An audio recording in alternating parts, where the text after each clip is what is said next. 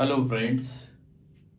आज हम the constitution of India में आर्टिकल 163 से लेकर के आर्टिकल 167 तक बात करेंगे। ये आर्टिकल काउंसिल ऑफ मिनिस्टर के बारे में बात करते हैं। काउंसिल ऑफ मिनिस्टर्स, आर्टिकल 163 कहता है council of ministers to aid and advise governor. जो काउंसिल ऑफ मिनिस्टर्स होगी वो गवर्नर को सलाह और सहायता करने के लिए होगी।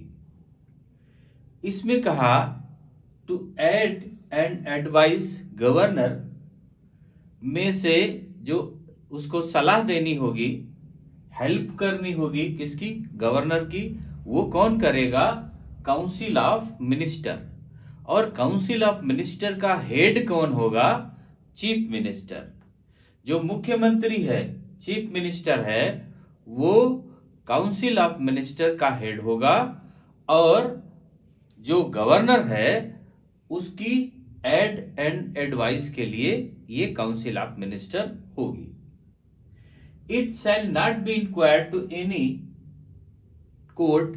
अब जो काउंसिल ऑफ मिनिस्टर्स और गवर्नर के बीच में जो एडवाइस की बात हुई या जो डिस्कशन हुआ या जो सलाह हुई, जो आपस में मशवरा हुआ, उस बात के लिए कोई भी न्यायालय उससे पूछ नहीं सकता या उसके बारे में कोई भी वाद दाखिल नहीं हो सकता, ना ही कोई उसमें कोई कोर्ट संज्ञान ले सकता है। ये बात आर्टिकल 163 कहता है। अब आर्टिकल 164 कहता है other provisions as to ministers. Ministers के लिए और दूसरे प्रोविजंस क्या होंगे? उसमें chief minister appointed by the governor. Governor के द्वारा चीफ मिनिस्टर का अपॉइंटमेंट किया जाएगा और चीफ मिनिस्टर की सलाह पर जो रेस्ट मंत्री होंगे, जो शेष मंत्री होंगे, जो शेष मिनिस्टर्स होंगे, उनका अपॉइंटमेंट गवर्नर करेगा। किसके? चीफ मिनिस्टर की सलाह पर। इसमें कितने मेंबर होंगे? Total number of council of minister not more than 15% of the total number of minister of the legislative assembly of that state.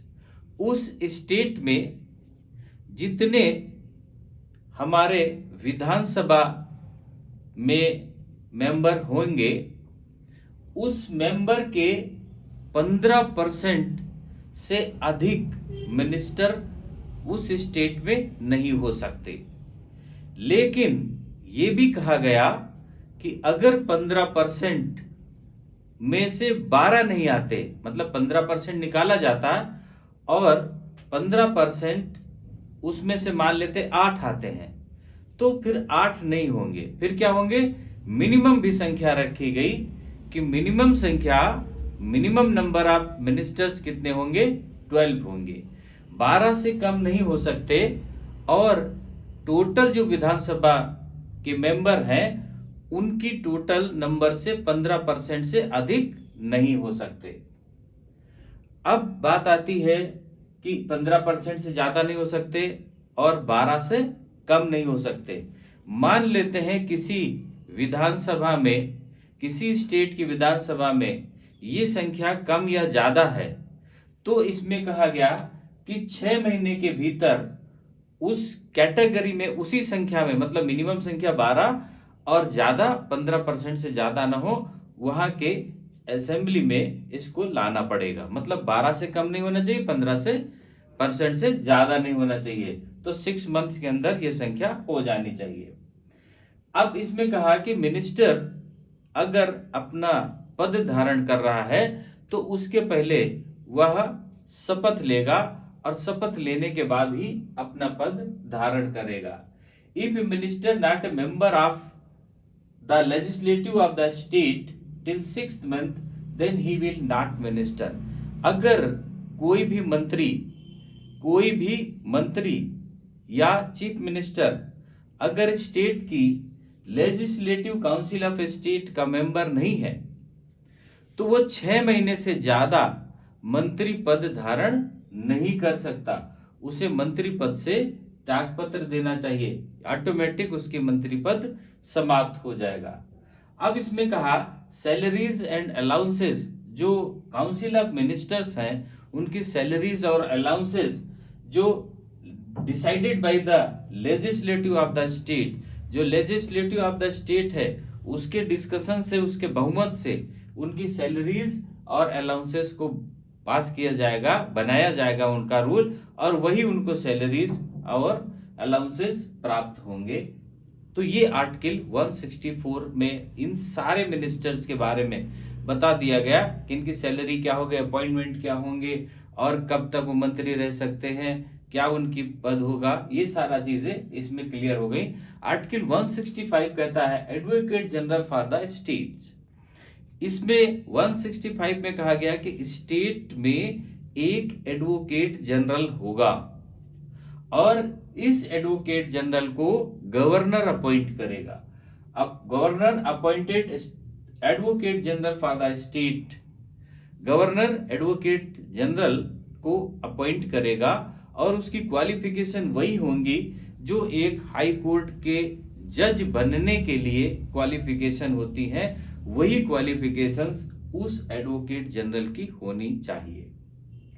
अब इसकी ड्यूटी क्या होगी, ये give advice to the state government, ये उस स्टेट की सरकार को कानूनी मैटर्स में, लीगल मैटर्स में सलाह देगा। सलाह देने के, लीगल मैटर में सलाह देने के लिए एडवोकेट जनरल को अपॉइंट किया जाता है। Legal work given by the governor, और जो गवर्नर के द्वारा लीगल वर्क दिए जाएंगे उन वर्क को ये जो एडवोकेट जनरल है उसे करेगा। और ये जो पद है किसका, ये जो पद है एडवोकेट जनरल का, ये जो गवर्नर है उसके प्रसाद पर्यंत होता, मतलब उसके प्लीजर से होता। गवर्नर चाहे तो उसे हटा सकता है, जब चाहे हटा सकता है।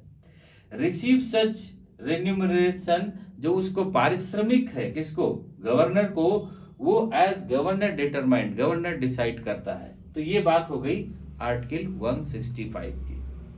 अब आर्टिकल 166 क्या कहता है, conduct bye of business of the government of A state.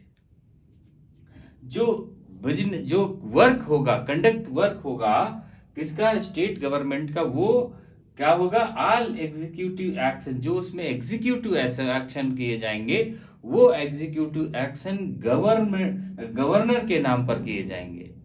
In the name of the governor, governor के नाम पर जितने एग्जीक्यूटिव एक्शंस हैं वो सब गवर्नर के नाम से किए जाएंगे।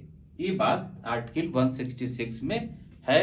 आर्टिकल 167 कहता है duties of CM as respect to the furnishing of information to governor etcetera. इसमें कहा कि ये ड्यूटी है चीफ मिनिस्टर की, मुख्यमंत्री की ये ड्यूटी है कि वो कम्युनिकेट करे किसका, गवर्नर का।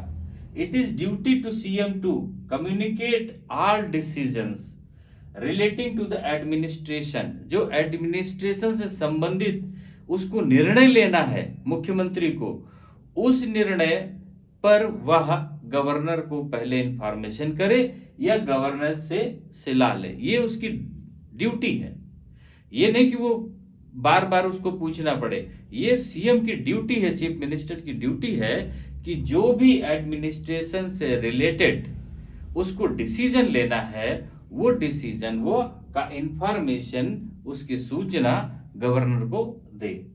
और अगर ऐसा नहीं होता है, if governor call the information, अगर गवर्नर पूछ लेता है तो सीएम को उसकी इंफॉर्मेशन देनी पड़ेगी। ये बात आर्टिकल 167 में कह दिया। तो अभी जो काउंसिल ऑफ मिनिस्टर्स हैं कि किसका क्या काम होगा, आर्टिकल 163 से लेकर के आर्टिकल 167 तक क्लियर हो गए होंगे। अब नेक्स्ट आर्टिकल 168 से हम नेक्स्ट पार्ट में मिलेंगे। ओके, थैंक यू, जय हिंद।